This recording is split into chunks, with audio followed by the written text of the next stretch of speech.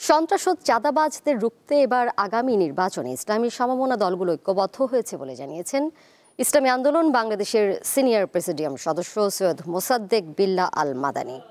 শুক্রবার সকালে রাজধানীতে ইসলামী আন্দোলন বাংলাদেশের শ্রমিক কাউন্সিলে প্রধান অতিথির বক্তব্যে দলটির সিনিয়র প্রেসিডিয়াম সদস্য সৈয়দ মোসাদ্দেক বিল্লাহ আল মাদানী বলেন, জনগণের প্রত্যাশা পূরণে এবার ইসলামী দলগুলো এক হয়েছে, কোনোভাবেই এই ঐক্যকে বিনষ্ট করা যাবে না।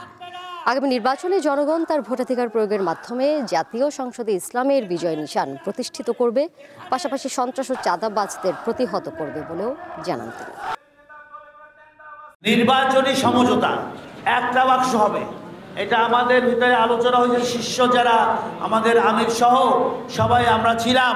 দুর্নীতি, সন্ত্রাস, রাজধানী, চাঁদাবাজি উর্দু থেকে এবার আমাদের ঘরে ঘরে, পাড়ায় পাড়ায়, মহল্লায় মহল্লায়, প্রত্যেকটা মিল কলকারখানায়, সব জায়গায় একটাই